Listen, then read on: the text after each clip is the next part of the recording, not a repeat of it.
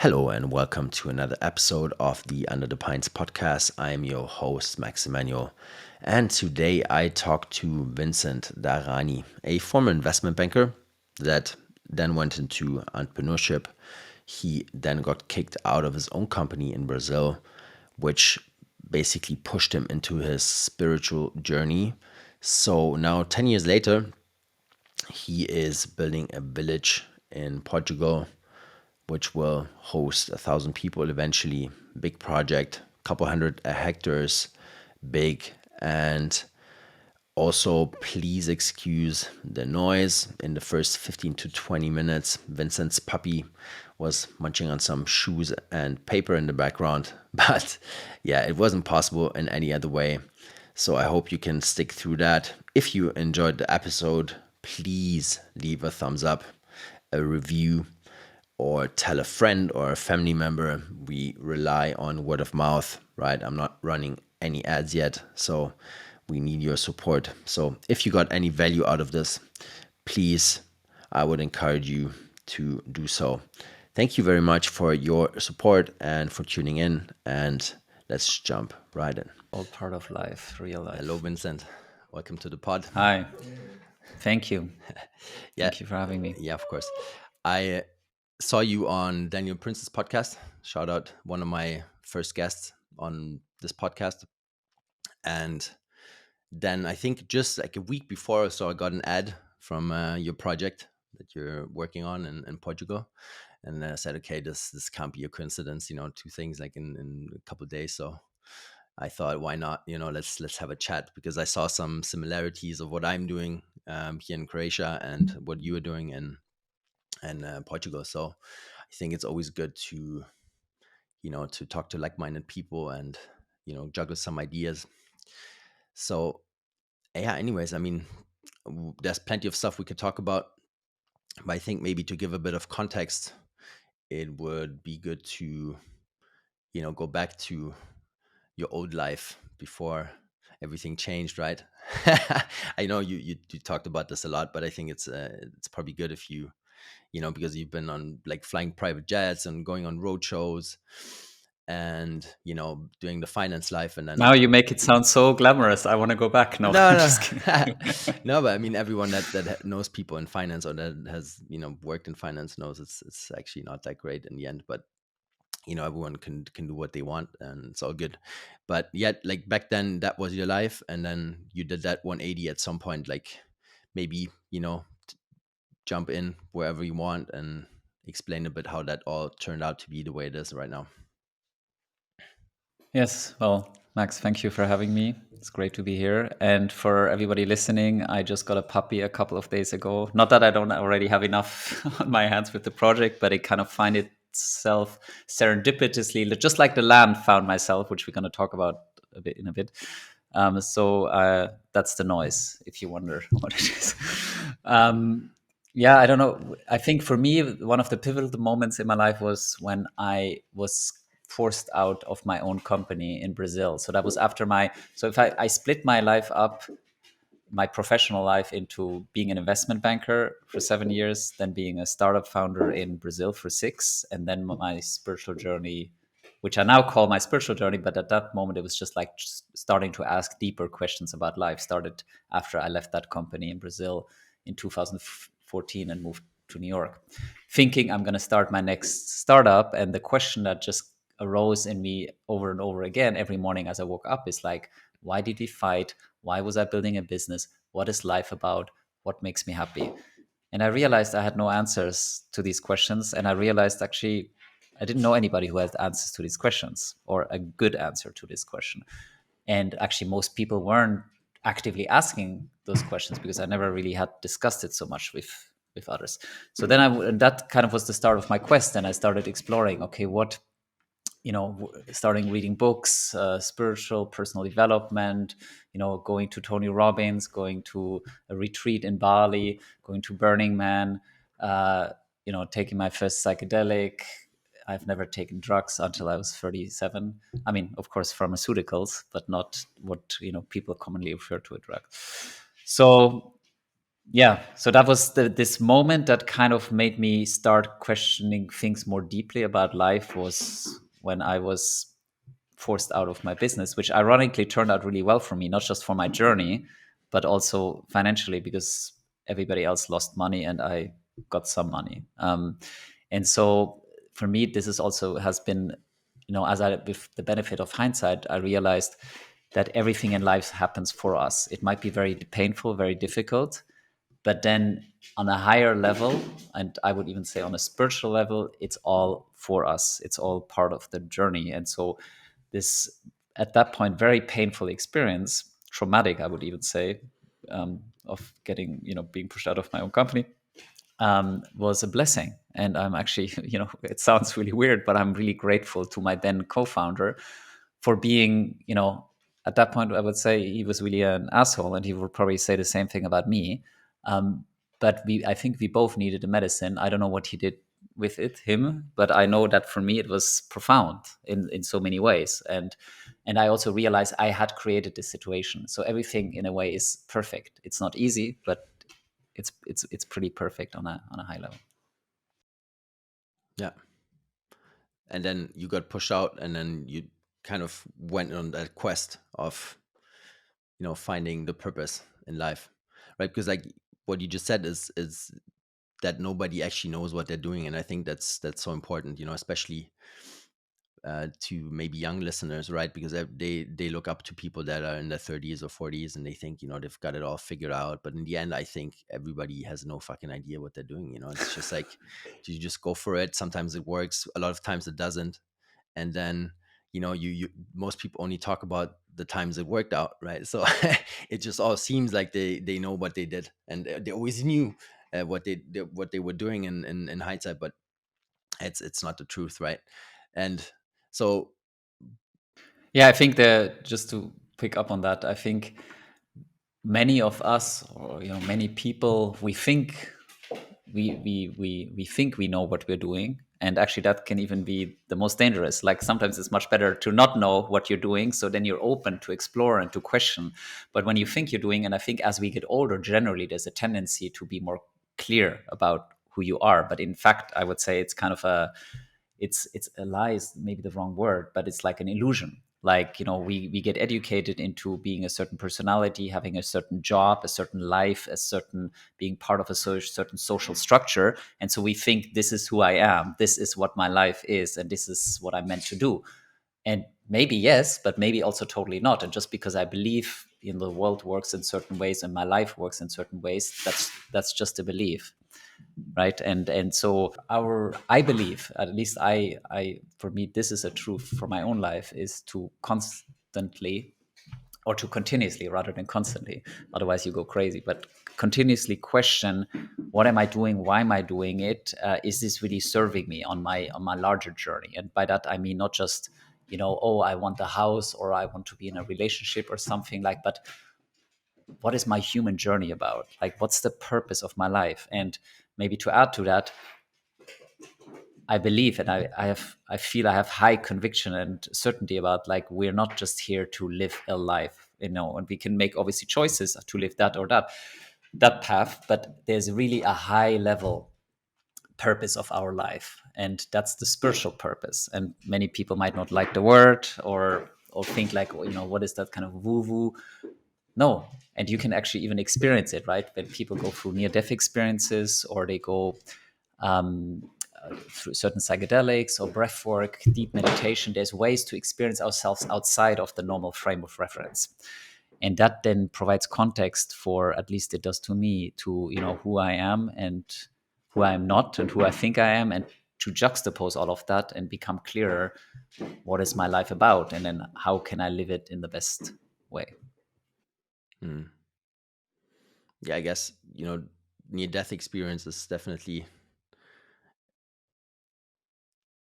the near death experience is definitely something that if you've lived through it, and then it changes a lot, right? Like I also had it, I had like car accidents and stuff in my 20s, and you get all these little hints and pushes by the universe, hey, you're on the wrong track, like reevaluate what you're doing, right? Like I'm giving you the opportunity now, right? Like now you're in pain.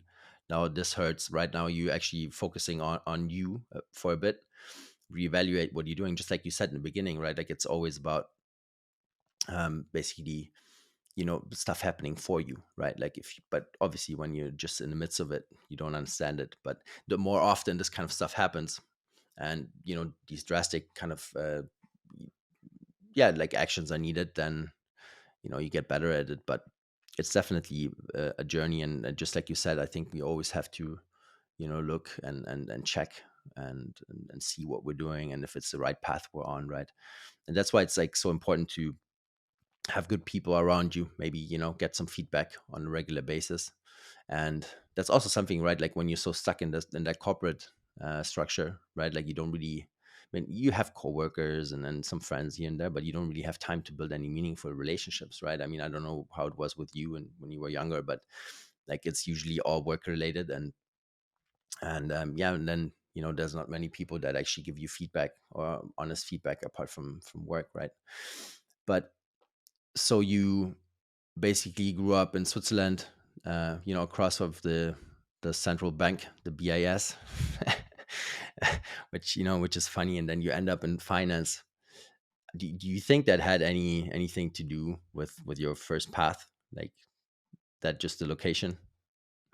I mean, I think, and I also have to say, like a lot of the stuff that we are and will be talking about on this podcast, and is I didn't believe any of that, and then I realized I was wrong, right? I was very like rational, and I still think I'm very rational and cerebral, but just my inputs have changed. So I used to think like, there's no God, I'm an atheist, and there's only science, and everything, the world is materialistic and cause and effect, and then this journey has taught me, okay, there's layers and other layers that you didn't know anything about, and you can call it spirituality, but there's extrasensorial experiences, we can expand our consciousness, all of that. And so then I had to reevaluate, and it was very fact driven. It wasn't like, oh, I just believe because someone told me there is something else. No. And it also, the journey taught me that religious slash spiritual texts are just often wrongly interpreted. So God exists, but God is not a separate entity. We are God, and we are experiencing ourselves through a limited version of this that we ourselves created. I mean, this is how crazy it. Now we're jumping kind of through a few hoops, but right, it's like I'm I am consciousness, which is the scientific word for God, and I'm experiencing myself through these eyes. And at the same time, I'm also creating through the power of my mind this experience. And I've also created the world. And when I say I, it's not I, Vincent or Max. It's like this everything. And this is also the place that we go back to when we die. So there is no death. I enter my body and I leave my body. It's just a car that I'm using for this life, and I chose the color of the car, or who I am, like how I look, my personality, my parents, all of that. And it sounds completely crazy, right, to someone who never touched any of this subject, but you can experience it. And that's the power of psychedelics. And then you take the spiritual texts, and then you take near death accounts, and then miraculous healings, and you put all of that together, and you look at it through a scientific perspective, but not a dogmatic scientific. Like the world we find ourselves is that science says we can analyze everything, but we cannot look at these things. Like we cannot explore what could God be, because that doesn't fit into our worldview. But science is actually about, and we've seen that also in Corona, where actually the rational science that we are meant to have stopped, and it was just all dogmatic. Okay, you can talk about this, but not about this, and we're not looking at this, and we don't ask these questions. And that's actually the world we're seeing ourselves going into. Like it's really, sorry, my puppy is going completely crazy. I don't know how much you hear it, but for me it's like very intense. Yeah, it's definitely there. Yeah. It has a very, yeah, let me just see what I can, some moments. She found my shoes now. Okay, I should just give her something so to all the viewers, my apologies, but this is out of my control. um And I also cannot lock her away because then she starts making even more noise. So anyway, so we are the realities of life. Um, so where was I? Yeah, so we basically, what I think the moment we find ourselves in is really this crazy moment where we have this, it started with political correctness, and then not offending people and having to now name them by whatever they want to be named. Even if they're a man, they want to be called a girl, and all of this stuff. And then censorship came, and then social media, corona, everything being suppressed, that kind of challenged the mainstream narrative. And I feel like we're like now living really in a world where there's two main narratives. There's the one that we're discussing here today, like the spirituality and opening our minds and exploring the deeper truths and questioning things. And then there's the one, let me watch the TV and read the newspaper and believe everything that's told, because these are and the government, and these are authorities. And and these are like increasingly polarized also, and they're just two competing truths out there. And I would argue that anybody who explores these topics more deeply finds they're not really competing. There's just one that is based on this is how we tell you it is, and there's another one which this is how it is. And the same applies actually, because everything in life is a reflection, is a fractal. So the micro and the macrocosm are the same. And the same applies to our individual lives. I can live a lie, or I can start looking inside of me and realizing, okay, there's actually things I need to work through. There's some traumas I'm holding. There's certain limiting beliefs I'm holding. And then when I work through them and release them, and it's a lot of work, but then I can expand. And I mean, I experienced that now in my personal journey with neoslife, the village that I'm building in Portugal. And it's such an overwhelming project, and in a way so crazy, but I'm just taking one step at a time, and it's evolving in a magical way. And but the past, since 10 years that I've been on my journey since leaving my last company, um, has been a preparation for that. And many of those years I asked and doubted myself. I was like, what am I doing with my career? My peers are building unicorn business, even decacorn businesses, some of them. And so I have this extremely, successful, professionally successful peer group. And so I was asking, what are you doing, Vincent? You're like goofing around in the world and, going to retreats and reading spiritual books and spending a lot of time in silence and meditating. And, where is this all leading to? And now, a decade later, I know what the purpose was. And so that's our job, to basically continuously question ourselves, because life, as you said, with the pain you've been going through, and I think it's the same for everyone. These are all gifts of transformation. They help us to challenge ourselves, to challenge who we are, and then to move to the next level.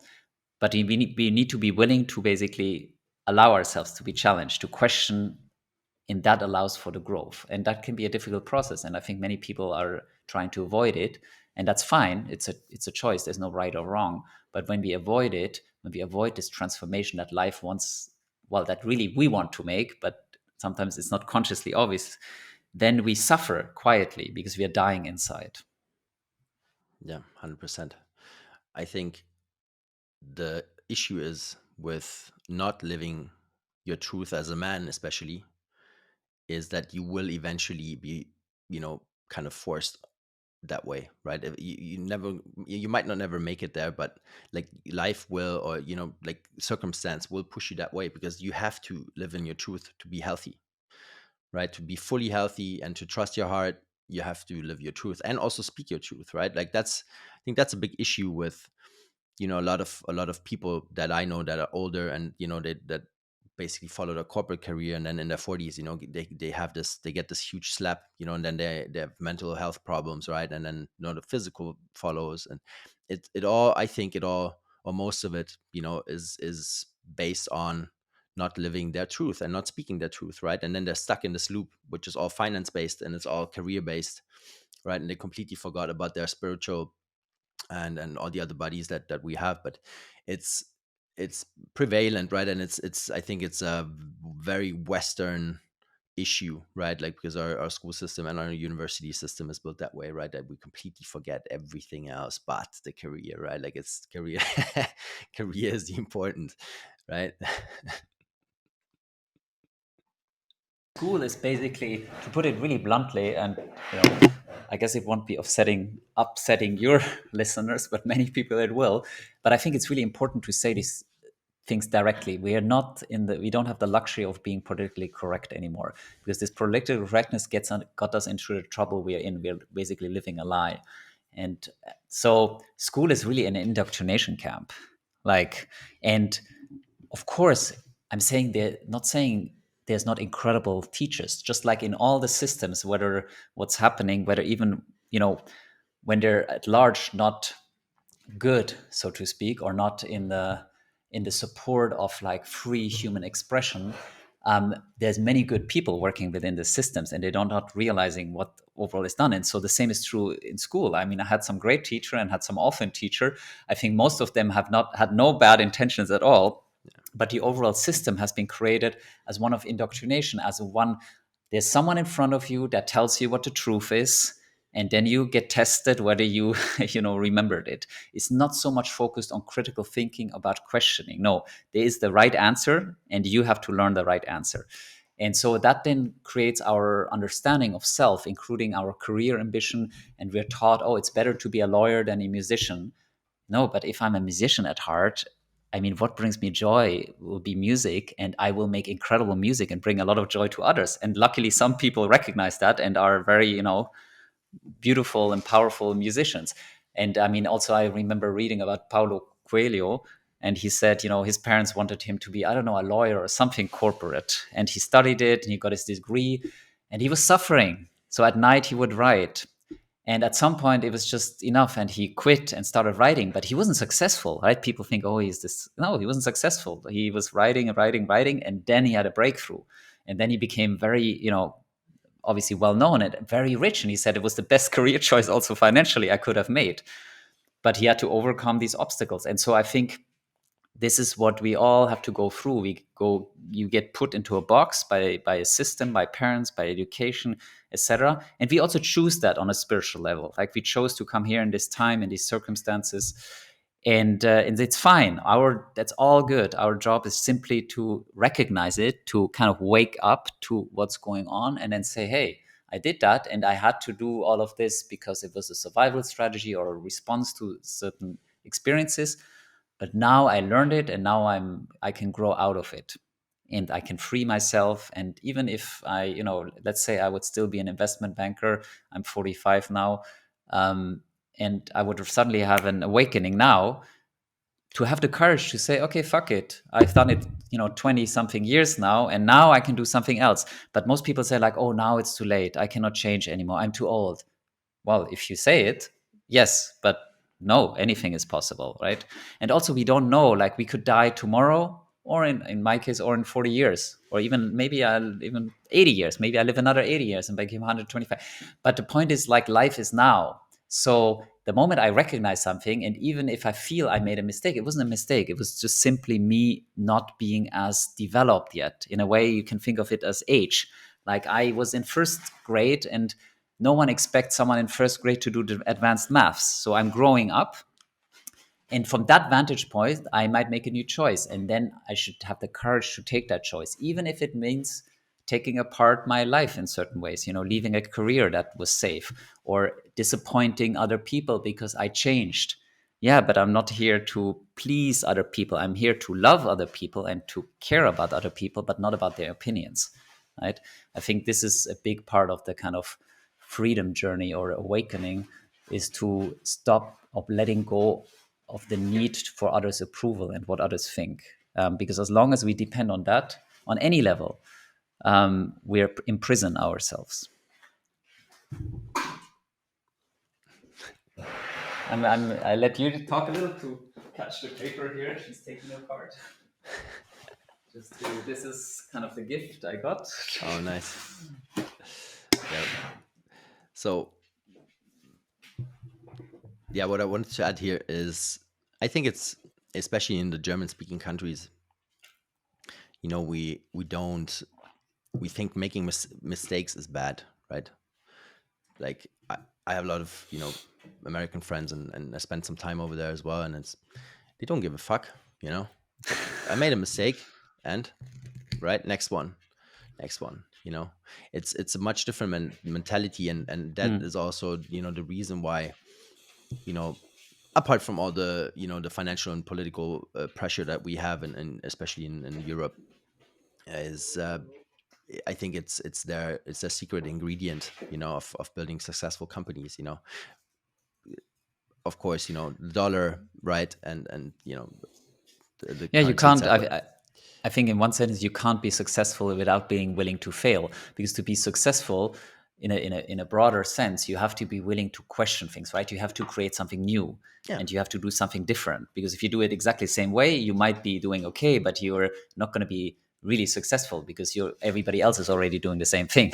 So you have to be willing to challenge things, to do things differently, which means you have to take risk, which means you have to be willing to fail. Not being willing to fail means you will never create anything extraordinary. And you don't have to. I'm not saying anybody has to create anything extraordinary, but every single one of us wants to actually be extraordinary. I'm not talking in a conscious level, but our soul wants to express itself.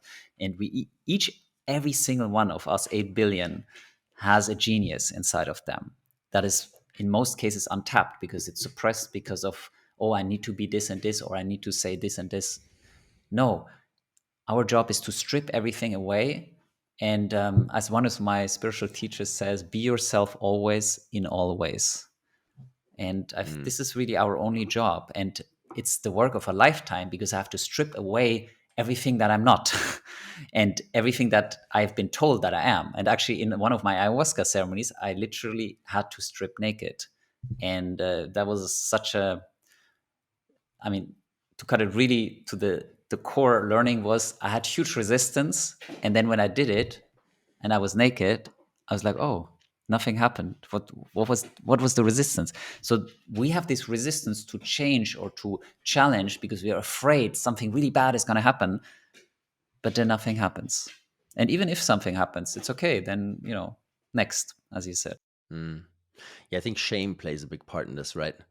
I think that's also being taught, on the wrong end, especially to young children. It's like, because when you have children and they go to the kindergarten, and then all of a sudden they come back and then they want to pee by themselves, right? Like, it didn't exist before when they were at home, right? And then all of a sudden there was, others, and they had this problem with shame, and then they bring it back home, and then it stays there, right? Like, that's the thing. And then I think it's interlinked with, doing mistakes. Like, people are ashamed of talking about their mistakes because they think that people are gonna look at them in a lesser way, right? Like, you're less of a human, like you're less worth, right? Like, it's that wrong, yeah, it's that dogma that we kind of have Yeah, especially in the West.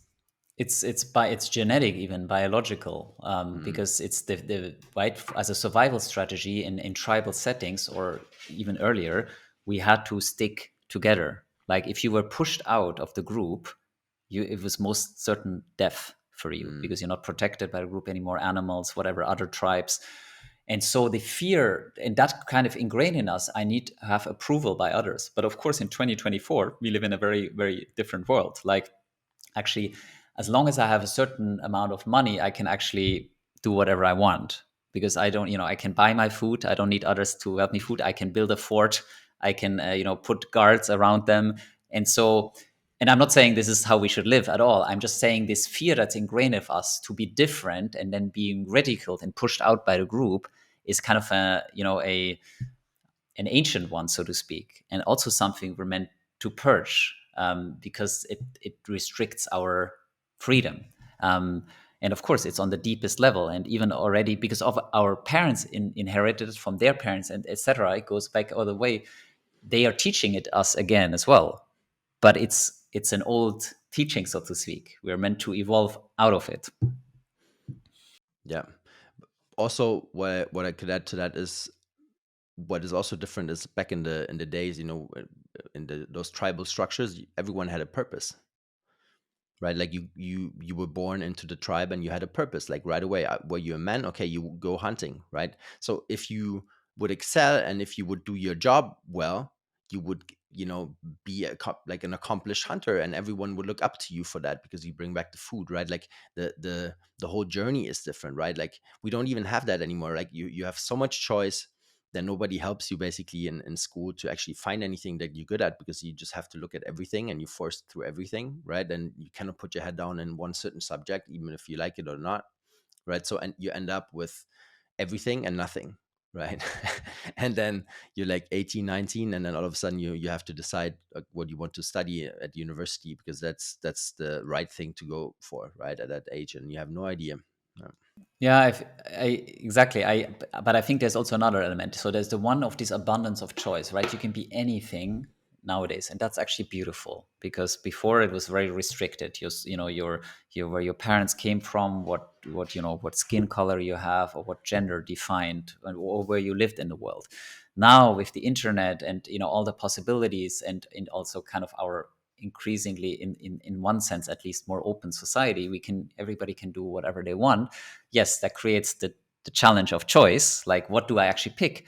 But I think that's again where the school doesn't help there, but it actually makes it worse, because the school tells us, and also parents in society, that certain things are better than others. It's better to be a doctor than to be a musician, or whatever examples you want to take.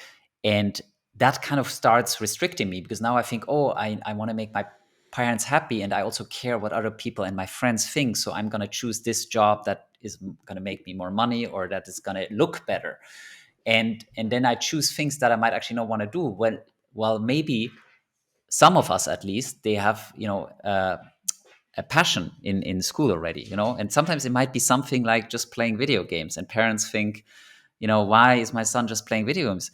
Yeah, but maybe that's one way of expressing, and I'm not endorsing, or that's not my place, but I'm saying maybe that's a phase of his life, and maybe he can become, in e-games you can become a multimillionaire, right? So Yeah, maybe that's the path nowadays. he's taking. Maybe, yeah, nowadays, that's what I'm saying. So that is a valid career choice. You can say, I don't like it, I think it's silly, but then I say, okay, an investment banker, is that so much better? I mean, he's playing games with money, and it looks serious, and he used to have a suit on, and but maybe what's wrong with playing video games? I would say both of these activities don't really add value to humanity.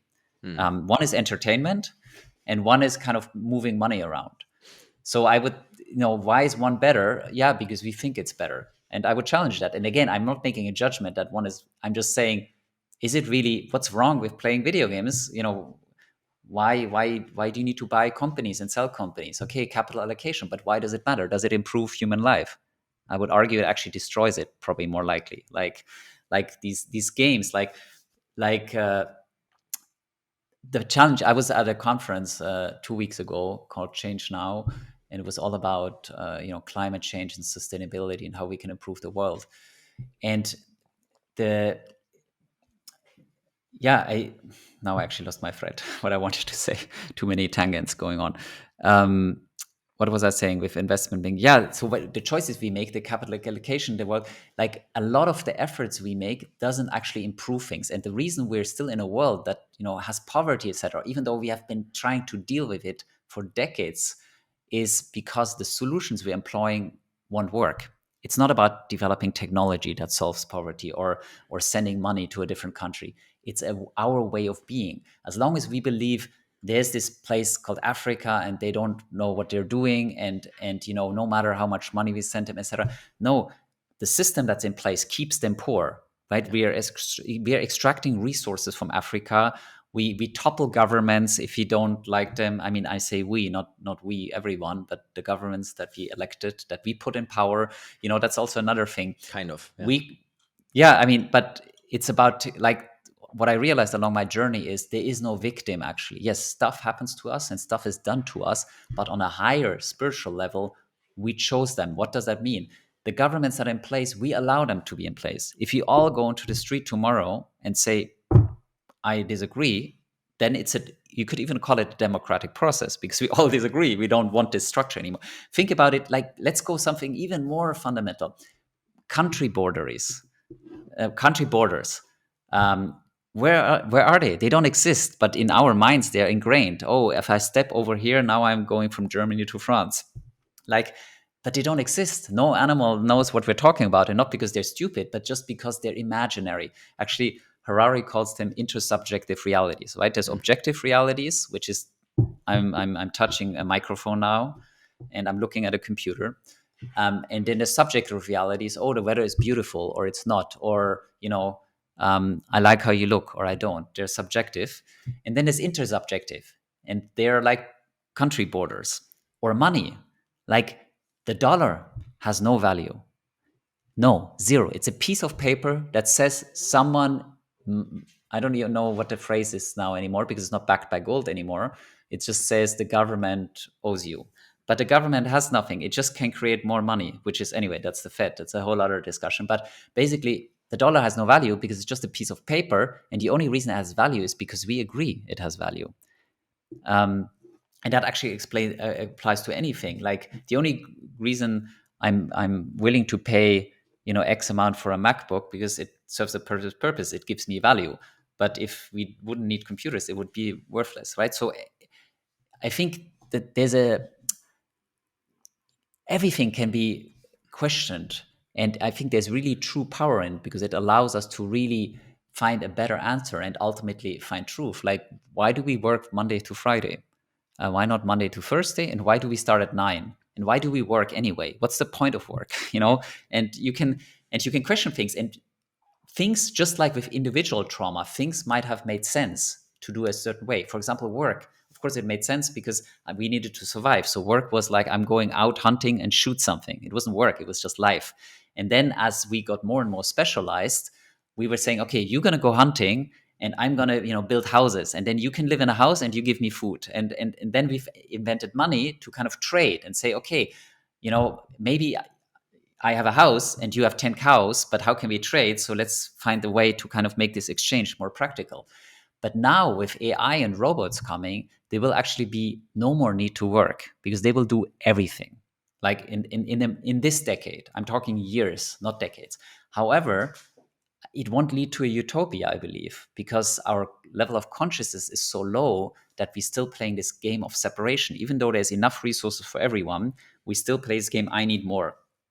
And I'm very familiar with this game from banking and being in my own greed trap and losing a lot of money in Bitcoin and making a lot. And anyway, so I'm not pointing fingers here at all. I had to go through this process myself. And in a way, I still am, of course. And anyway, what I'm trying to say, we are playing all this game of separation. And so, therefore, what we will see with AI and robots, that a few people, a few companies, a few people, organizations, whatever, will own all of this and run the world, and we will have to pay our dues to use these services. And because we're useless, we will have to get a UBI, and that will be conditional up on whatever vaccines or whatever story you want to spin there. And so suddenly we find ourselves in, I think, exactly the Hunger Games. There's the haves, they own kind of what runs the world. They don't need the rest of us anymore. And so we were just gonna, be like some cattle. And in a way, we were always that. A job is basically like, a luxury form of slavery. And of course, much better than slavery. But still, it is, you're giving your life and your time away for someone so you can eat. And so with AI and robots, we really could live in an utopia. We could finally do, and work on our inner selves and create a beautiful world. But I think this is not where we're going at the moment. But that's what I hope to support, this kind of shift into a better trajectory through the project that I'm working on. Yeah. I think it's important to maybe mention, Bretton Woods or look into the Fed, and for listeners that are not familiar with this kind of stuff, it's absolutely crucial you understand this, understand that the Fed is a private corporation and it's lending out money, and we don't want to go too deep into that, but just check it out. Actually, It's all that online. there's Yeah. yeah, there's a great. I haven't looked at it for a long time, but it was part of my Bitcoin money understanding journey. There's a website called WTF happened in 1971.com, Mm, and it's all there. So what the fuck happened in 1971, which is when Nixon decoupled from the gold standard, and yeah. that's when money became worthless, basically. Yeah. And the problem here is we trade our time for that piece of paper, right? And that's the issue here, right? Because we think, it's worth something, and we actually give away our most valuable asset, apart from our energy, because to me, my energy is also an asset. But yeah, those two things are crucial. Check it out. And then you understand why, you and me are building alternative systems, maybe in a different way. Maybe it looks different, maybe it smells different, but I think that's the only way forward, is to actually understand that, we can only change ourselves. We can only change whatever we, have power over in that sense. And then, maybe there's people that want to attach to that and are going to learn from that, and are maybe gonna, think about new topics. And that's what it's all about, right? Like, because, I learned about these topics early on. Like, I've read the first books when I was like 14, 15, Schwarzbuchöl, Schwarzbuchöl, I think it was called. It's the first one I read. And, I tried to change people's minds back then. In university, I would talk about these topics. Do you actually know what money is? Like, how the oil trade works, right? Like, do you know that this piece of paper is worthless actually, and like all that stuff. And I just, nobody gave a shit. I was giving my energy away, right? Like, wasting my time, and losing friends in a sense, because obviously I had that aluhut on me already, but it's Tinfoil hat. Yeah. tinfoil, exactly. And uh yeah, where was I going? But that's the thing, we can only change what we have in our microcosm, I think, right? Like, and that can have an effect on the macro. But uh Yeah, I would even. otherwise, it's a waste of time. Yeah, I think this was also a big part of my this last decade of my journey of questioning. Is like when I started finding answers to some of the questions I had, I was like, oh my God, I need to tell everyone. And I Mm, started doing videos and YouTubes, and and it wasn't easy. Like people say, oh, like he has always been speaking about this. No, my first video, I was like, oh my God, what are people gonna think? But anyway, I felt like I needed to tell everyone because I had discovered something, and that's kind of the preacher, and no one wants the preacher. And it took me many years along the process to realize actually the only thing I need to change is myself. I cannot change anybody else. I can obviously try to influence them, I can try to manipulate them, I can try to teach or preach them, but it's not what I'm meant to do. I am meant to be the living example of my teachings, so to speak. So, and I think, and that's the hardest part, right? It's like, because it's one thing to know I'm an alcoholic, it's another thing to stop drinking. So I might know what the answers for the world are. Oh, we should all hold hands, we should all be peaceful, etc. And then I'm fighting with my own family or with my friends. Or I say we should all, distribute money more equally. But at every opportunity, I'm trying to save and shortchange people. So the heart, it's there's two steps at least. One is kind of the raising your awareness and becoming clear how, what is a truer, a better path, a more elevating path forward, a light, more light path.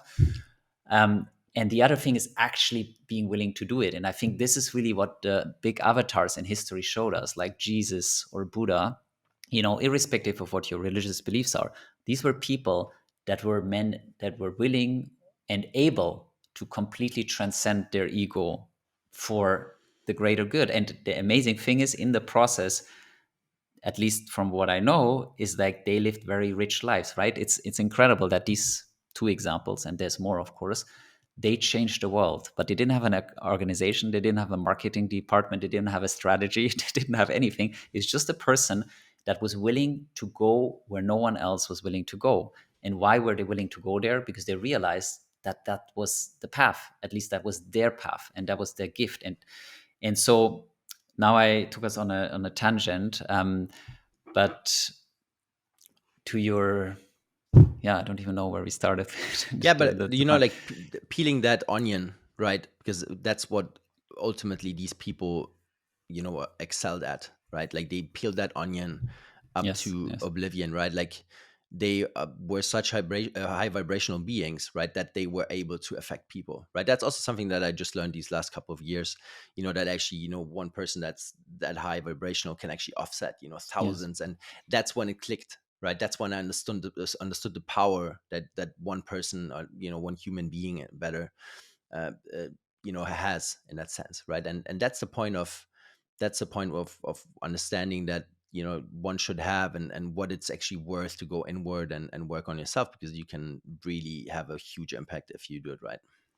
Yeah, and exactly. Now that was the point. Like, it's not just you or me or whoever having an impact. It's when we are allowing us to raise our energy by basically transcending the ego, by becoming more selfless, it's actually also a selfish act, because my life is becoming more beautiful. It's becoming more impactful. I feel better. I feel more in purpose. I feel more alive. And so but it requires for me to let go what I'm not. And that's the hard part. It's kind of to strip naked, to strip away the layers, to take off the clothes.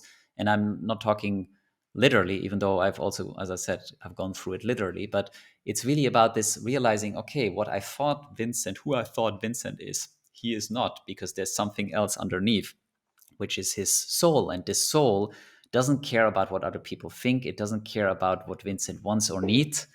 These are just like things I took on in this life, so then I can strip them off again. That's really how I think about life. In early years, our soul drops in the body, comes out of the womb, and then starts being conditioned.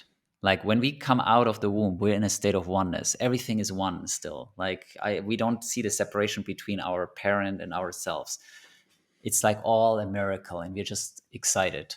And then we are hungry and scream. But our body, basically. But the soul is just, everything is, we're still completely connected. And then over time, the mind comes online, and then there's a separate self. Suddenly, I am different than you, and different from nature and everything around me. And then I'm realizing, oh, I need to have stuff to be safe, or at least I think I need to have stuff to be safe. And then that's my stuff, and I need to protect it from you.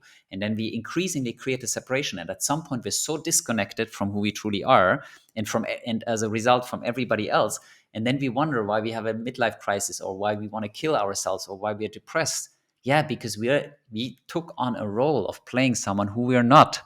And then maybe I realized that, because it becomes so painful, and that's the gift. Like really, all adversity and pain is a gift for transformation. Maybe it becomes so painful, maybe I tried even to kill me. And I, hopefully no one that listens to this has ever to go through this. But the point is, all of these adversity and diseases and all of their part in support of waking up. It's basically our body and our soul screaming, wake up. And then I might wake up and say, oh my God, I nearly died. But I realized, wow, life is so precious. And right, we have also contemporaries who have gone through these experiences, like Eckhart Tolle, who has been at the bottom of his life, living on the street, etc. And then he had awakening and suddenly realizing, oh, everything is perfect. Not perfect from a human perspective, but it's just the perspective you put on things. If I think, oh, my life sucks because it's raining all day, then my life sucks. But if I'm realizing, oh, it's just raining, and it needs to rain, because otherwise, without rain, I cannot experience sunshine, right? Light can only be experienced because of the absence of light, which is darkness. I need the polarity. I need this pain versus pleasure. It's a way of learning for us, and that's the only reason. But we get so attached to pleasure and the avoidance of pain that we kind of restrict ourselves, and then that creates its own suffering, because I cannot live freely anymore. Oh, I cannot leave the apartment because someone might do something to me, or I cannot trust anybody because they might take what I have. So I need to then let go of all of that again and realize, okay, all the things that I have, I'm so attached to them, they're restricting me. And that's what in spirituality, what we call, letting go and detachment. It's about realizing these are just mental patterns I've created, and they restrict me. Yeah. Yeah, you will only change when you reach that point where it gets uncomfortable, right? Like it's not as Yes. uncomfortable enough as for you to change, right? At least that was also the case with me. My 20s were, rough to say the least, right? Like focusing on the wrong stuff, a lot of substance abuse and all that kind of stuff, right? And then you have to go out with a big bang, and then maybe you change, maybe you don't. A lot of people don't, and because it's hard, right? Like letting exactly that old ego Yeah, go, and all these it's patterns. yeah, I mean, this whole process, life is hard one way or another. I mean, there's this saying, right? Hard choice is easy life, easy choice is Mm, hard life. I mean, I'm all for hard choices now, but I had to learn that as well, because it's like me having a knife, kind of a shark knife type of in my leg, and so I see that, and I'm like, oh, I really don't want to pull that out. But if I leave it in there, it's getting, what's the word in English? inflamed. Yeah, not even worse. It's getting puffed, like the yellow stuff, and then Mm, I have to create bandages around it, and it becomes this whole thing, and it starts dominating my whole infected. life. And then maybe my leg dies off. When all I actually had to do is go through the pain of ripping it out, because I realized there is Yeah, something that's not meant to be there. yeah. And Yeah, but yeah, that has to be learned, right? Like you can only understand totally, that from but that's what I experience. mean. Yeah, Totally, but that's what where the pain serves, right? It becomes exactly. more painful and more painful, and the question is like, how painful does it get? And unfortunately, sometimes it gets so extreme, right, that people kill themselves when all they had to do, and I'm saying all they had to do, it's really hard to see for them. Otherwise, obviously, they wouldn't have gone through great lengths. But the pain is simply there to show us the lesson, the lesson, the lesson until we hear it, and it will repeat, right? We do that. We like to do that in relationships. We go into kind of negative patterns in relationships, and we think it's the other person. And then we find someone who's exactly like that, but just looks differently and talks differently, but same pattern again, and we go through it again, and we don't see it. We think like, why is this person hurting me? Why are they doing that to me? And we don't see that we attract a certain person into our lives um, to learn that. And then once we learned it, it will never happen again because we'll just spot it immediately. Oh, this is this. I'm staying far away from that. So everything in life is really happening for us and through us, not to us. I mean, it's also happening to us, but it serves us. There is no nothing is wasted, and that's the incredible thing. We might like, oh, why did that happen to me? But then if we allow ourselves to look, like, okay, what can I learn from that? If you're really like that open and vulnerable with ourselves, I'm like, oh yeah, okay, this person did something really nasty, maybe, but actually it was really helpful, like what my co-founder did to me, so to speak. Mm. But and again, I don't think of it anymore like he did it to me. I created the circumstances so that he could do it to me, so that I could learn the lesson I needed to learn. And now 10 years later, I'm liking like it was perfect. But of course, on that day in that year, I was like, "Fuck!" Like Yeah. it wasn't pleasant. Of course, it was very painful. Yeah, for sure. Yeah, it's true. Like you always you keep inviting the same stuff and the same people and the same patterns and habits until you learned your lesson, right? Like it's always gonna come back in one form or the other. But Yeah, that's a that's a there's no beautiful running thing. away from it. There's no running away, and the longer you wait, the stronger the force gets from the other side. That's for sure. Exactly. Yeah. Yeah. And the lessons just keep repeating, and usually the intensity increases. Yeah, And that's why we also want to get out of it as quickly as possible. Of course, you need to first have the awareness of that, but the pain increases, and then you kind of on a negative spiral. It gets worse, and you it gets more painful. Your life gets more difficult. Then you break up your relationship. Then you lose your job. Then you lose your house. Then you're on the street, and you're at the very bottom. And there, it's obviously much harder to jump out again. But sure. ideally, I want to learn as quickly as possible. But if I don't learn, it's just gonna get worse. And at some point, I do learn Yeah. Yeah, and or die. that interlinks to what you said in the beginning. Like sometimes we just don't know that it's the wrong path, right? Like we think it's the right thing, and that's why it's always good to change some perspective. If you're able to get the bird's eye view, go there for a bit. But also meditation. I think for us men, it's like so hard to sit down and be quiet in our 20s, right? Like I don't know. Like I don't know when that switch happened for you, but like it with me, it was definitely in my early 30s, like somewhere there. I understood. Okay, the power is there, and because it like for me at least, it was always external. Always going out, right? Like traveling. Yeah, same, totally. Yeah, Yeah, yeah. I went from hardcore party life. I mean, maybe you can go more hardcore, but it was very intense, and I loved it. I was like in my element on every party. To the exact opposite, like no more parties, no more dating, no more sex, no more random hookups, nothing. Just in my room in peace, going for daily walks, and and I had to laugh about myself, how from one extreme to the other. And suddenly I felt, for me, that just goes to show what extreme capacity we have to change. Like, because we're meant to change. This body, this life is simply the vehicle to go through experiences, to change. That's the only purpose. And we can have fun doing it, or we can suffer doing it, but that's the purpose. And then when I recognize that, I realize I can be anything. I really can be anything. And then the question is just what serves me most at any given point in time. And then whatever I am now, that is who I am now. And then I learn something, and then I evolve. And that's it. That's life. It's now. And today I'm spending the day like this, and then one step at a time. I think this is also a big part the journey really is the destination, because whatever I need to, I can only go one step at a time. And that also takes off a lot of pressure. I don't have to figure out life. I just have to figure out what is my next step. And then I take that. And in a way, you can think of it like a chess board or so. You make a move, and then that informs the next move. But I don't have to figure out the end game. I mean, maybe chess is not a good comparison, because there, of course, you want to anticipate all the moves. But here, it's basically you've put all your energy onto being present to what's present, to be as aware as possible, to see the synchronicities.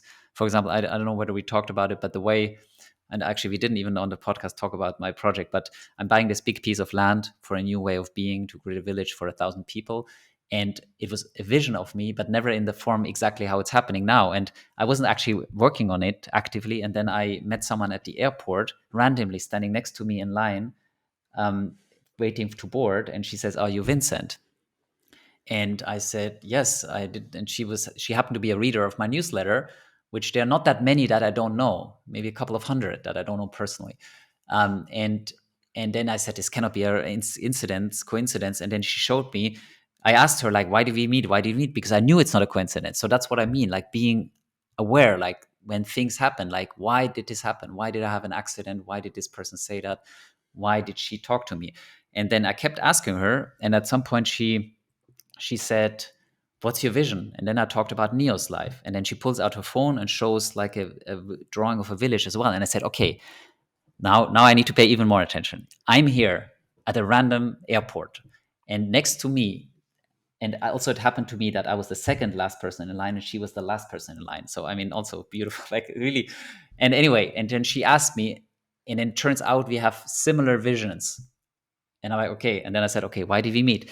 And then she said, "What do you need?" And I said, "Well, I'm not actively working on the project, but maybe we need land." And then she found the land, and that kind of started off this whole process I'm in. So I didn't control it, I didn't force it, I wasn't even working on it. So life is really happening for us, it's unfolding in front of us. We don't have to control it, or we just have to respond very proactively, very attentively. And that's why I think also these spiritual teachings, like be in the now, first of all, now is the only nice place to be. So that's already a reason. But only when we're really present, we can really pay attention. Because if I'm, for example, as we're having a conversation, and every time you talk, I'm thinking about something else, or I'm thinking what I'm going to have for dinner tonight, I cannot really listen. And so then I'm missing maybe some really important pieces that you're saying. And it's the same thing like when we're in life. If I walk around and I look at my phone, I mean, of course I do that as well, but I'm trying not to do it. I'm also trying to be open to then be able to respond to situations like this one at the airport, like, and to actually keep insisting, why did we meet? And then at some point we figured it out, and now I'm working on this project, and it has put me on a completely new timeline. And that's right, when we think about things like where we met our partner, or our next job, or where we had like a profound insight, we never kind of force them. They always happen organically. So our job is to pay constantly attention to everything that's happening, in a very open way, rather than being in our kind of how do you call it in English, Scheuklappen, like the horses that can only see in this tunnel.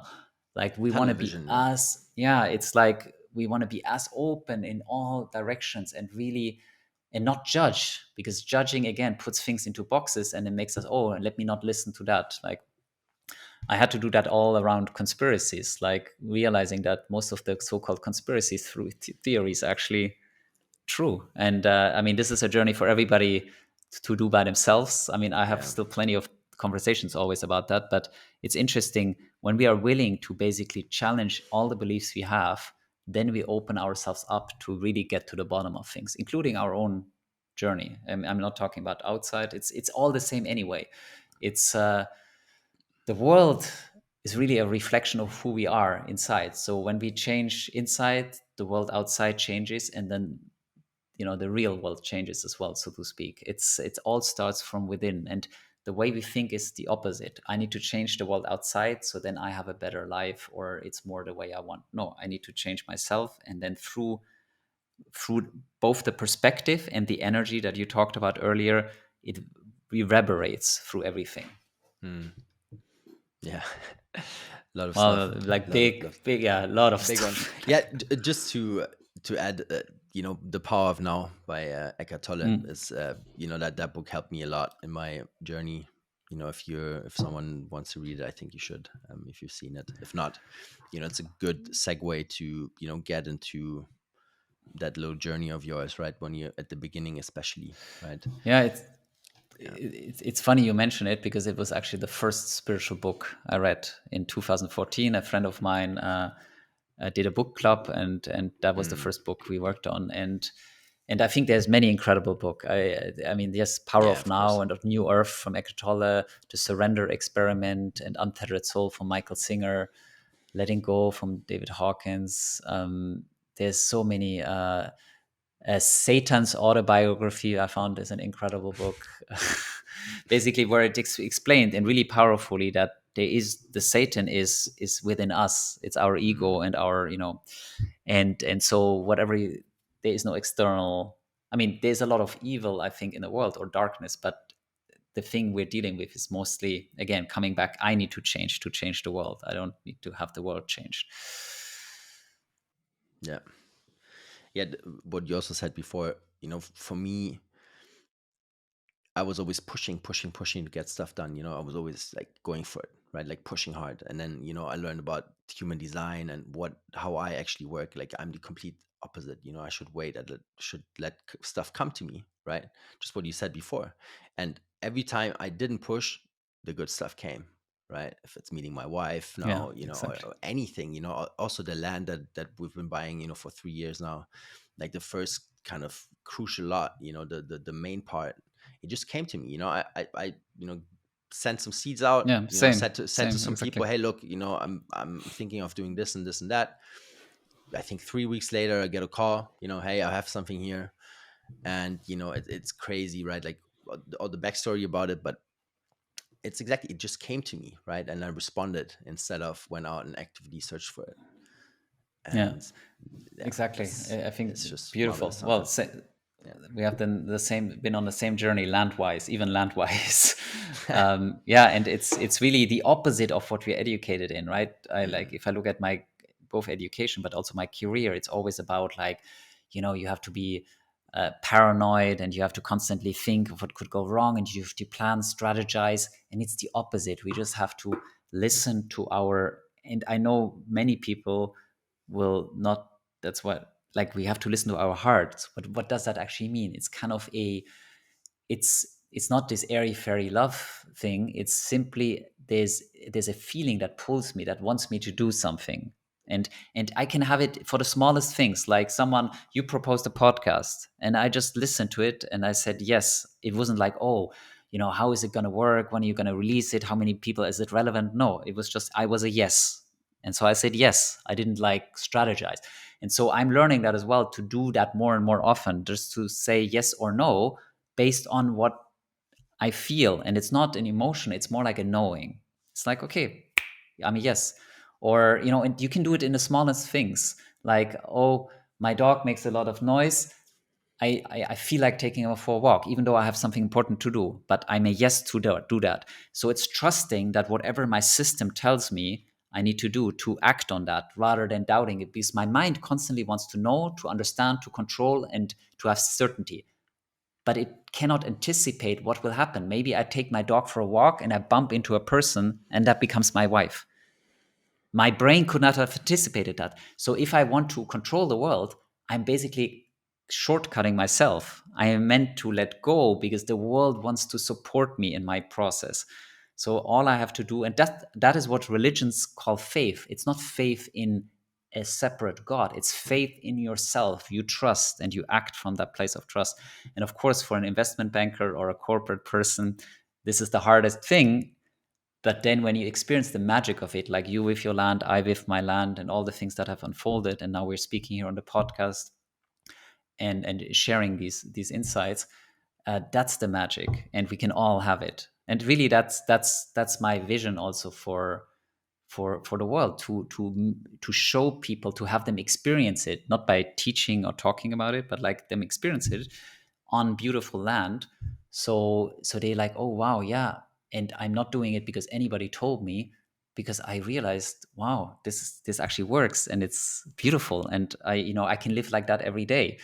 And of course, it's not easy, as we several times talked about. It's about shedding that need to control, the fear, all the stories that we hold, the limiting beliefs, and it's ongoing work, and it will go on until we die. Yeah, what's important to mention here as well is if you have like so many toxins that are still in the way, right? Like you will not be able to listen to your gut or to what your heart is telling you, right? Like you will not have the clear feeling that is there, right? Like it's kind of clouded, right? And it's pushed in the wrong Totally. direction. Yeah. And I mean, I speak from experience in that because all my 20s, I was like intoxicated in some way, right? Like the meds or any other drugs. And it pushes you in a different direction, right? Like because you think your monkey brain tells you that you think you feel a certain way, but it's actually not, what deep So down, what is how in there. Totally, I agree. So how did you get what? Because there's always a trigger, right? I mean, either the pain increases so much so that you say "fuck it," or what was it for you? Like, what kind of made the U-turn? So eventually I was in so much pain that I couldn't live my life anymore, right? I couldn't work, I couldn't sleep. I was, also I had that thought for a split second to open up that window because I didn't sleep for 2 weeks straight. And I was taking all the medication, all the painkillers, everything, nothing worked, right? And that was kind of the epiphany, where I said, okay, fuck, I have to change everything, right? Like because eventually it was an old injury that came up through emotional, you know, trauma. And now in hindsight, I understand how it worked out. But like all these little things. But like I had all these prior, like these little hints prior, right? Like accidents, like I said before, like all that kind of stuff. But I wouldn't, I didn't change enough, right? So eventually, pain was big enough to reevaluate everything. But the actual catalyst was then, becoming a father. Hmm. That was my final catalyst, right? Because I said, okay, I couldn't bullshit anymore, right? I had, I looked myself in the mirror and I knew everything that I wasn't supposed to be doing. I knew what that was, right? And that was the time where I said, okay, are you going to be a good father? Yes or no, right? That was the decision, and then everything had to go that wouldn't support that. Beautiful. Like, yeah, I mean, right? You didn't get your child for that purpose, and then you got something completely different, and also yeah, it's really like, I think Anthony de Mello, who wrote several books, one of them called Awareness, and he was a Jesuit monk, but he was also a psychotherapist, and he wrote in one of his books, "I think I've done more harm than good by helping people reduce their pain because I took their power to change by doing that." And I think in a lot of kind of like also the purple people I work with for the psychedelic retreats, two of them, they were psychiatrists in their Mm, not past lives, but in their earlier lives, and doctors, and they gave all these pain numbing and all that stuff, and they were doing, and then they switched, and now they're shamans or guides, and they give people psychedelics and they have an awakening, and they realize with one treatment they can do more for them than all the harm. Well, I mean, before them they didn't really do anything to them, they just lowered the pain. And it's yeah, so pain in a way, as much as we don't like it, is our friend, because it forces us to you know look how to remove it, and not by numbing it, but by addressing the root cause. We're numbing it, numbing it, and then of course it gets worse and worse and worse, and then we have to look at, okay, we need to, as you said, I need to change everything. yeah. Yeah, it's interesting, especially with nerve pain. It's like there's no way you can just, push it to the side. Right? Like most people then take the easy route and they take an operation, right? And then they think it's solved, right? But it brings all these other problems with it. And I luckily, I didn't go down that route and had the perseverance. And but going to for therapy 4 or 5 times a week, and every session is painful, and it takes away from your time of doing other stuff, but like it's the only solution in that sense. And yeah, just like you said, pain is our friend. It's your body telling you that something is wrong and that you have to change something, right? And it's not just always physical, right? Like it's a lot of Yeah, times it's emotional. mental. Yeah, Yeah, yeah, mental, yeah, emotional. And really, that's another thing I learned along my journey, is that everything is connected. The body is this incredible, um, not the body, but our whole being is like we have a soul and we have a mind and we have a body. And the body stores a lot of stuff. And basically, energy flows through us, which is the life force, and we block it through things that we're holding, and it blocks the energy flow, and that's where we have the diseases. We have the seven chakras and their energy centers, and when we have something in the heart, it's usually related to relationships. So these things are really related. This is not like woo woo. And luckily there are more and more people who are practicing this holistic understanding of mind, body, soul. And it's also people that I'm really looking forward to have on the land in the well-being center, because our medical understanding of ourselves is very limited, because it's very mechanistic and very chemical, like just the body as a machine. But we don't take into account in conventional medicine that there's much more going on. And once we do, we understand that all these diseases like cancer or diabetes, they are not mechanistic. They have deeper underlying causes, and they are largely either environmental or emotional.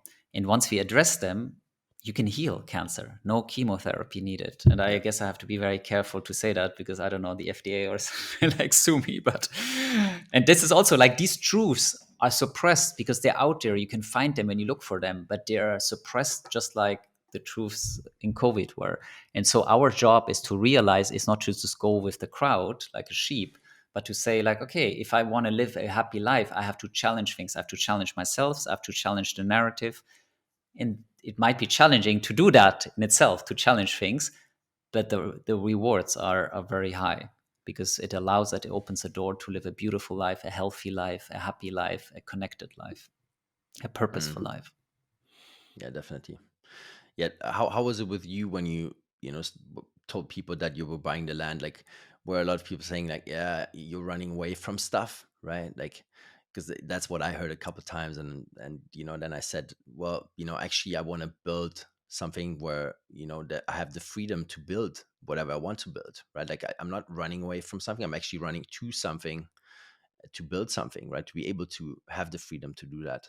And is that was that your intention as well, a bit like to be creative and to have fun and on the side?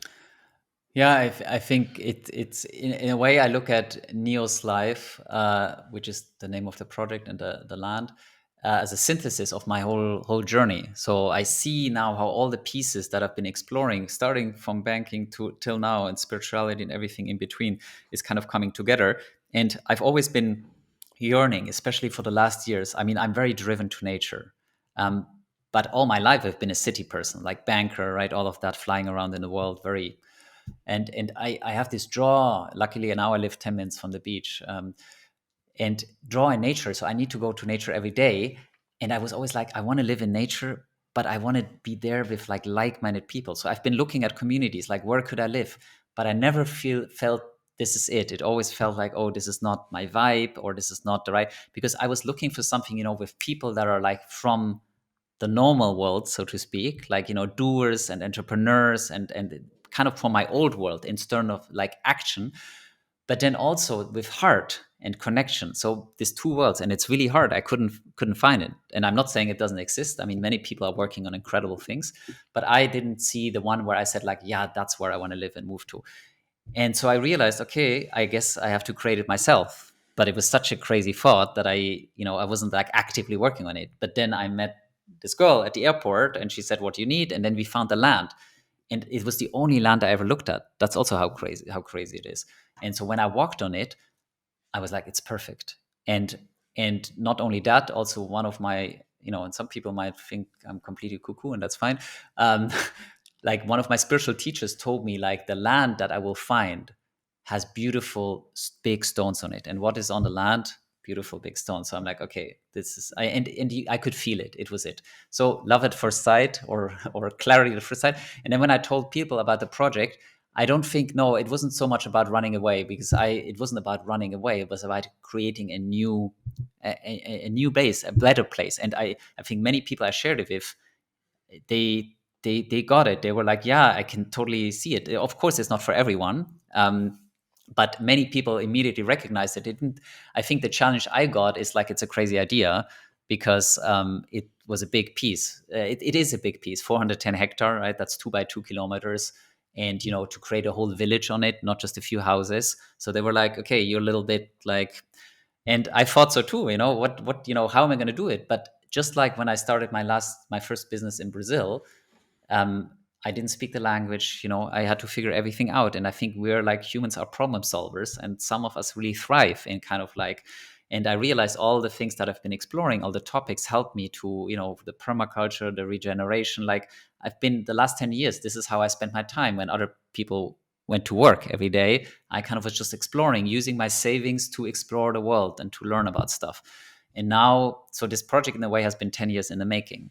Um, and now it's all coming together. And yeah, I think, of course, my parents don't really understand what I'm doing. That's like, or don't want to understand or cannot understand. And so but it's all, I recognize that as well as part of the journey. Like I had to be challenged by my family in my way of being on a profound level, where I sometimes feel like I'm completely unsupported in a way, but they had to be that way so I can free myself from the need again of approval, and I can learn to do things by myself. And so just like with my co-founder, all of these challenges, they're all enablers, as we now I think several times elaborated on this podcast about it. And so I'm now trying to go through life every time when shit happens. For example, I lost a lot of money trading Bitcoin very aggressively with leverage, really a fortune. I would have been able to buy the land by myself if I would. But the irony is, if I would have that money, I would have chosen a very different life path, right? I would probably have now a nice villa at the beach, and I would read spiritual books, but I maybe might not be doing much. And so everything had to happen for this. And so everything is always perfect from that perspective. It might not be easy, it might not be fun, but it's all happening for me so I can move forward. And my job is to not resist, but to see it for what it is, and then what's my next step. Yeah, and breathe in the process, because that's Yeah, breathing what is, I every think we everyone all forget. forget. Yes, totally. Deep breathing. Like even right now when you said it, I was like, yeah, yes, okay. Yeah. Yeah, it's interesting, right? Like, probably your whole banking phase of life now helps you find investors, right? Like you understand the process, you understand how to talk to them, you understand, what kind of information they need beforehand, right? Like how to package it. So yeah, It's funny it's how that funny. all leads Yeah, to it, right? exactly. Yeah. It's nothing. I think this is also really helpful for our journeys. It's like when we think, oh, I regret I've did this or I made this mistake, nothing has been wasted. It will, our job is just to see that and then to utilize it to the max. I mean, we have many examples, right? Not all of them are painful, but the one that just pops into my mind is like Steve Jobs, like dropping out of Stanford and telling the story that he took calligraphy classes once he had dropped out of the normal courses. She Mm. just did what he wanted. And that's the reason we have beautiful fonts on a computer, because when he then created Apple, he gave them beautiful fonts when the DOS PC just had like ugly. Yeah. And so nothing, the good, the bad, the painful, it's all part of the journey. And if you go with awareness through life, we will be able to leverage all the pieces. Yes, I had to be an investment banker, not only to prepare these documents and the processes, but also to be able to speak to these people like that have money, because I'm not a kimono wearing shaman dancing something, and nothing wrong with that, but that's not the people that will convince investors to put large amounts into a project like that. So it's all, yeah, it's all coming together Yeah, for always. sure.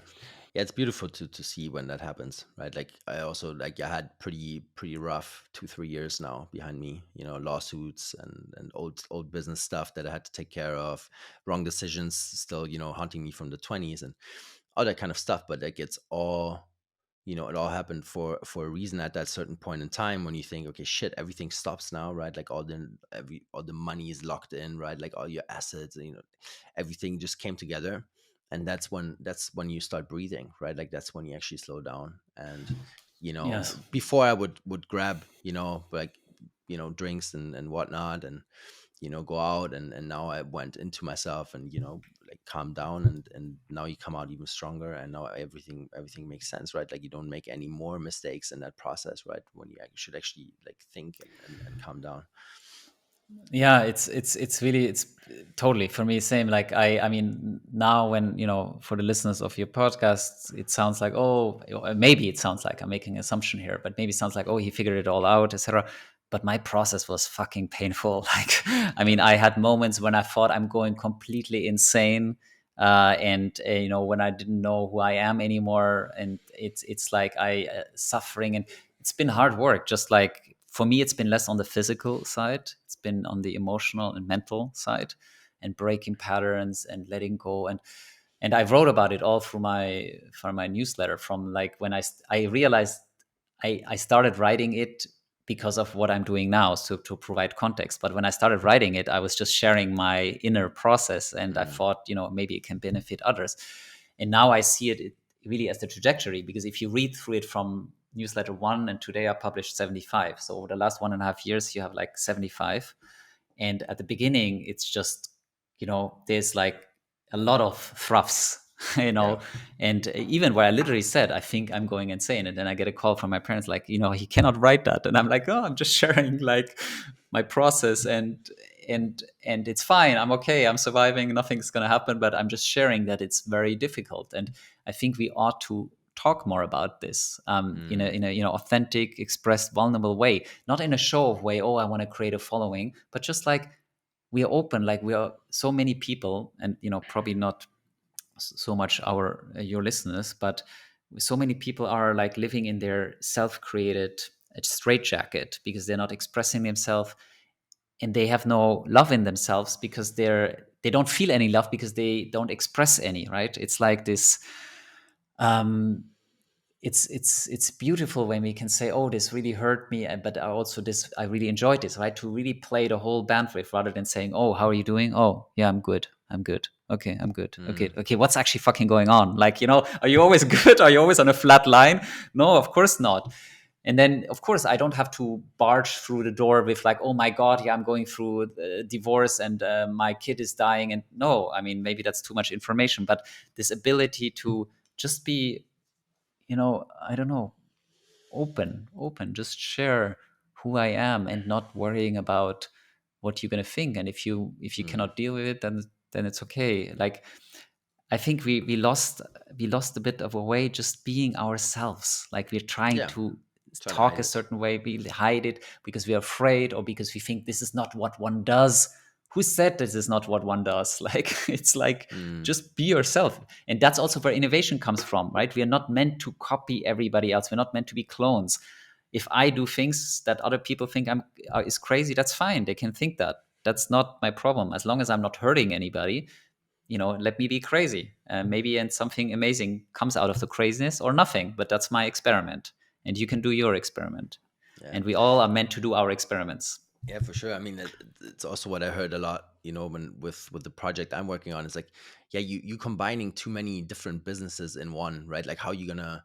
We cannot finance this. I'm like, yeah, well, I mean, that's how I see it work, right? Like each of these compartments and these projects in and of itself, they're gonna support the other one, and that's how they're gonna grow, right? But yeah, it's I it's mean, uh, the not naysayers understandable. will never stop, because they either don't want you to succeed, or they cannot Yeah, see it because they don't have the vision, and that's totally fine. Like, I don't want to know how many people told Elon Musk that you cannot build rockets, and and yeah, well, now they are there. And just because he did it doesn't mean we can all be successful, but we will not find out until we try. And if you don't try, we don't live our lives. And if you don't live our lives, what are we doing here anyway? Are we here just to go to the office every Monday to Friday, and then take out the kids on the weekend to, a holiday, and then go back to the office and make more money, and then die? What's the point of that? There is no point of that. So then we can wake up and say, okay, let's play this game, but let's play it real. Like, mm, really, let's make some moves. And they can be really small, right? It can be just making changes, how I relate to my, I'm not married, but how, I'm just making examples, how I relate to my wife, to my partners, to my kids. That can be changes. I'm just becoming a better dad, or a better person.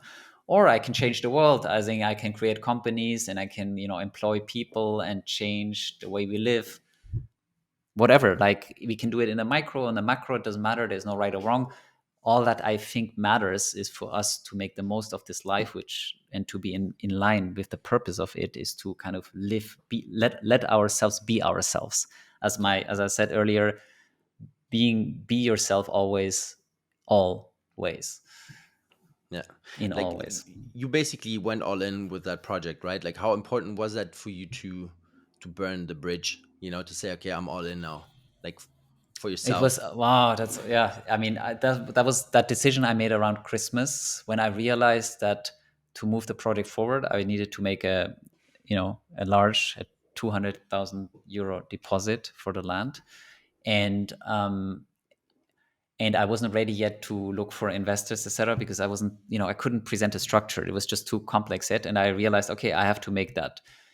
And then I went through like I was between Christmas and New Year's, and I was by myself. I didn't go home, and I would just went through a process of purging and realizing actually there's no problem. I can just because I have that amount of money.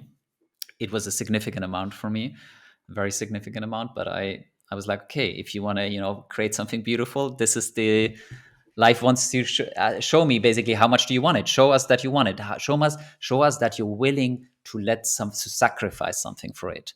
And in the end, it wasn't just like the stripping naked. It was an imaginary sacrifice because it's just a number of my account, but my mind attaches so much value to it. Mm. And luckily, I had these psychedelic experiences like the stripping naked. And I had another ayahuasca ceremony where I had to let everything go a year before. Everything, my money, everything. I really felt that in the ceremony that afterwards I would kind of give my money away, literally.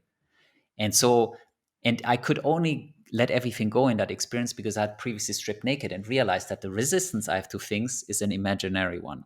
So then in this second, or not second, but in that experience, I let everything go, and then magic unfolded, like in the following ayahuasca ceremonies. And that was really the gift. The message was, what I took away from is, you don't have to give your money away or anything, but you have to give away your attachment to it, to things.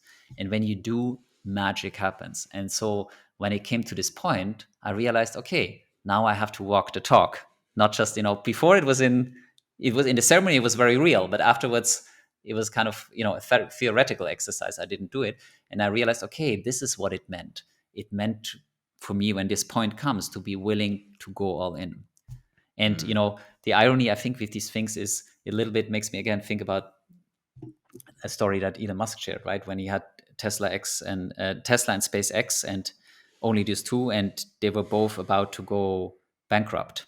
I don't know, it was 10 years ago or so. Now it sounds like a ridiculous idea, but and he had 100 million left, and he could either put 100 million in SpaceX and the company would, fly or make it, or 100 million Tesla and they would make it, but he couldn't split it. But he Yeah. couldn't decide between the two babies, and he put 50-50, and the chance was that both are going to die. So I think there are these moments in life when we just need to, and of course my decision was tiny compared to this, but it was in a way, it's when we come to these decision points, we just again have to listen to ourselves. And I got a clear yes, but my mind was fighting it. My heart was saying, yes, go, go, go. But my mind was like, yeah, but can you not get someone else to, Yeah. resistance. But then I did it, and now I don't even think about it anymore. It's not. So that's the beauty. Once we move through the resistance, it's a no issue. It's like when I stripped naked, it wasn't an issue. I was naked. Okay, so what? Could have done it 10 years ago. Easy. But until then, until that very moment, it was like, right? Same with the Mm. money. And so I see now, and it's the same for all of our lives beliefs, that all our past experiences, they prepare us, and psychedelics really can be an accelerator in that. I see how literally the psychedelic experiences were like an exact, not premonition, but preparation for real life. It's not, oh, they saw something and I cannot relate it to this. No, it's an exact support or instruction manual in a way. Not exact, maybe, but yeah. Yeah, it also Um, depends, if you're ready for it, right? Like for a lot of people, it can be the opposite, right? Like if you don't know how to breathe, and if you don't know how to, basically open up and let it flow, then yeah, it will be a I, different experience. I agree. Yet I think you never ready it, and you're always ready for it. What do I mean by that? And I want to kind of put a condition around it, because I agree we shouldn't play with these modalities. But I think the only condition you have to have, at least that's my take also now after running a few retreats last year, is that you have to be willing to take what you experienced in the psychedelic experience and then use it in your life. If you just think I'm going to do the experience, it's going to heal me and then I'm going to be okay, then don't do it. Yeah. Then it might be just a fun journey or adventure or not so Integration. fun. Yeah, the integration, Yeah. but you have to be willing to do the integration. And I think even if you're willing, people resist, and I resist, because it can be really tough, right? It can mean I have to leave my partner that I love, Yeah, it's a hard or part. yeah, it's the hard part. And so I have to be willing to do the work. It's a little bit like I don't just have to get the gym membership. I actually have to be willing to do the push-ups in the gym as well. And even the best private trainer cannot help me. I have to do it ourselves. So I have to do that work. If I'm ready to do that work, if I make that commitment to myself, then go. I think then I don't see how they could not support you. And even if you have no experiences, or even if you haven't done breath work before, you can benefit from it. But again, I think the answer is you will know when it calls you, Yeah. you will go. Yeah. And if And it if doesn't not, call you, don't go. does no, don't exactly. Yeah. You Yeah. that's some of the most profound insight I got from one of my guides and teachers is the inner authority is the only authority. There is no Mm. external authority. No parents, no governments, no friends know what you need to do. So your job is, and my job is, to really connect with myself and start listening and play with that and create a really good connection with myself. And that's where all the answers are. Mm. And the plant is some sort of technology behind, you know, Yeah, your to your connect. transformation. Yeah, it's super intelligent. The You getting investors into the project now, right? And then how did you plan on having the ownership structure? Like, are you still able to keep a majority stake and basically steer the ship yourself, or and how was the project going to be governed? If there have to be, like, some important decisions to be made and all that kind of stuff. What are your thoughts on that? Yeah, I own everything and everything is mine. No, I'm just kidding. New world. That's the new world. I own everything. No, joke aside. Obviously not. That's the really hard part. And I'm going to be honest, I haven't figured it out yet. It's something that I'm exploring with, individual investors, especially the ones who are bringing larger amounts. Because for me, the most important thing is that the vision comes to fruition.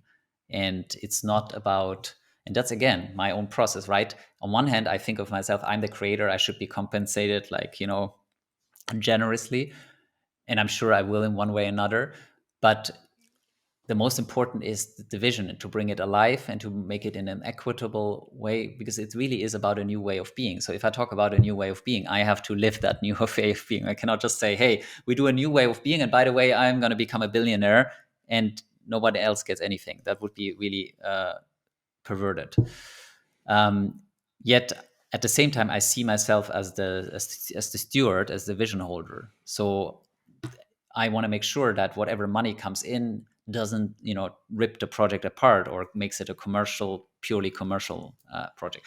So that's a long-winded answer to, I don't have the answer yet. I think ultimately this, not maybe on this first stage, because there's a lot of complexity to it, but what I would like to see is at the top being like a foundation or a trust, a little bit like OpenAI. Just in their case, they didn't set it up properly. I think that's why it kind of backfired. But where you have like a nonprofit foundation that is kind of, with a board of trustees, and the statutes say something for the betterment of humanity, or something like along that, and then investors can come in on lower levels, and obviously have a return, because of course they should have a financial return even for an impact project. And I think the beauty about this, that the land, we are buying the land on a really good price per square meter, like basically €1 per square meter. And as we develop it, there's plenty of value creation. So it should be a financially rewarding project for investors, and a rewarding one also on the impact and vision side. So it's all figuring out how that structure can work, that allows for all of that, for all of them, all parties to thrive. And I don't have a clear answer yet. It's work in progress. Yeah, it's a If tough one. someone is listening to this and has the answer, please message me. I'm Vincent at neos.life. Um, and really, I'm actually serious, because what I found along this project is that the answers came to me through, people, you know, just like the land found itself its Mm, way to me. A lot of people found themselves that I previously, most of the people I know now work with, no, actually, it's not true. There's people that I knew from the past, and also, but many of them are new. They just came into my life now because of the project. mm. And so who knows? Maybe, someone that listens to your podcast has the answer, or at least knows where to how to get it or to find it. Yeah, yeah. I'm thinking about these topics a lot, especially trusts and foundations. And I don't know how's the situation in Portugal. Do they like trusts? Like the government, are they fine with it, or is it? I haven't my for some reason, again, like listening to my heart or my intuition, Mm, I feel it's going to be a Swiss foundation. yeah, Um, just because Switzerland is a really interesting country, and not just because I was born there, but it's also, if you look at it on a global map, both in terms of its neutrality and if kind yeah, of its protection, but then you also have a lot of, let's say, more questionable things like the World Economic Forum and the WHO there. yeah. And there's a reason they're all there, and the BIS is there, Yes, yes. the Bank for International Settlement. There's a reason, and so I feel when you want to build something, whether it's good or bad, benign or whatever, I think it's a good place because there's structures in place to keep it safe. Mm, And so my feeling, and maybe it's no coincidence, I was born in Switzerland and I have a Swiss passport. So yeah, I feel like my feeling is ultimately the foundation will be there, and then it owns the Portuguese entity, sure. and I feel there will be other neoslife villages in other places, and so then it will just be the over the holding company. Mm. Um, Yeah, definitely. I mean, Geneva is for sure a spot where the strings are pulled. Yeah, to not go too deep to that, but it's one of these spots in the world where it all comes together, for better or for worse. So Yeah, I mean, on that note, without needing to go deeper in, like, it's also this kind of whole conspiracy topic. It's something that I haven't talked about much in the past because I just thought it's too controversial. And then earlier this year, I just wrote an article on my blog uh, called "Conspiracies Are No Longer Theories." mm, And I felt I needed to speak out about it. Not that I'm the first person to do so, because there's many people talking about it, but the people that are following me, like the bankers, etc., like from my past life, so to speak, or my previous careers, many of them have very little touch points with these things because they're still in more in the matrix. And I'm not saying that as a good or bad thing, it's just the way it is. So I felt when we don't allow ourselves to speak about it because it's too controversial or you gotta get canceled, that's how we allow these things to propagate, to continue to be, because no one is talking about it. It's a bit like, exactly. to take a really extreme example, like in the Third Reich with under Hitler, people knew, I believe, things were going on, etc., but they didn't allow themselves to. Most of them didn't speak up and didn't, and that's allowed for the system to continue. So it's our job, when we see things are wrong, to speak about them and bring them into the open. And of course, it comes at a cost. People might disagree, they might leave you, they might not talk to you. And so then the question is, what's the price of freedom and truth, and also being your authentic self? And that's a choice we all have to make every day. And there's no right or wrong. It's just to be aware it's a choice, and it's one that I have to make. Yeah, but if you speak your truth, you already did your part, right? And then you're fine with yourself, and I think that's a really big chunk, right? Like if people want to listen to it, that's fine, right? But like just speak your truth. And I mean, just to add to what you just said, right? Like censorship is real, like it's real, shadow banning is real. Like there's a lot of people that talk about these topics, but as soon as you get some substantial viewers and a lot of following, then you're gone, right? And that's the thing about technology, right? Like it facilitates this, but that's just the way it is, right? But that's especially because of that, I think these kind of projects that we are on are the way to go, right? To bring people together, to have face-to-face conversations, to debate, to talk about stuff that you haven't talked about. And that's the thing, like just yesterday, a business partner and former, and just asked me how my podcast is going, and I'm like, I don't fucking know, man. Like I have like 15 guests so far, and like there's some viewers, like I'm growing slowly, like I have fun doing it, right? But like what's the point of this actually? And it's like, well, if there's like 5 people that start thinking about certain topics because of that podcast, I already won, you know? Yeah, I wouldn't even. I mean, this is just me. I wouldn't even call it winning or losing. Well, It's like you ripple through, and if you touch one person and their life changes, then maybe that was all you needed to do. yeah, and that's what I'm saying, like If you saved one that's a life, win. That's a it's win. incredible. You had That's a more than positive what most impact. people do. Exactly. Yeah. Yeah. Yeah, you had a Totally. positive impact, and Yeah. that's what it's all about, as long as I'm not, talking about or getting people into a depressed state, I think I'm fine. Right. Totally, and you have 15 guests now, and then I guarantee you, because that's been my experience on the entrepreneurial journey, it's like it's a persistence game. So you can stop now, and that's fine, nothing wrong, or you can go and you look at. I guarantee you, once you're at season 500, or podcast 500, you will have a lot of people listening. Yeah, of course. Like it's Yeah. just, because there are people that want to hear the message exactly from you, and they just need to find you, and that takes time, and they want to see Yes. consistency. So Yes. if you release something every week for 500 weeks, you will have a following. So the question, it's a little bit like when someone asked me on my journey over the last 10 years, at any given point in time, until maybe 5 months ago, until I started doing the land, they were like, oh, how's your life going? I wouldn't have much to show for it, but it was all preparation. So it's like exponentials, right? Nothing happens for a long time, and then suddenly the curve accelerates. Yeah, compound And interest. yeah, exactly. Yeah. And it's and and so this is the wrong question. This is the person who doesn't dare to go their walk their path, Exactly. I and mean, that's yeah, if I wouldn't have the persistence, I would have already stopped after, I think, episode 4 or 5.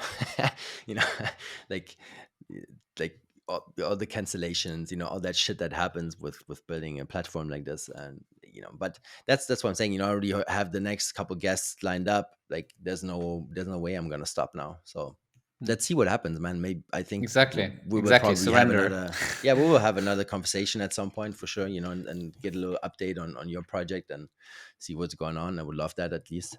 Hmm. And so let's see what happens in the next couple months, man. Yes, yes, a lot of Totally. a lot, Where lot on can my side. where can people find you if they want to see what you're doing? Yeah, so the website for the project is neos.life. Neos actually stands for New Earth Operating System, but also for Neos from the Matrix. So anyway, that's a whole other story.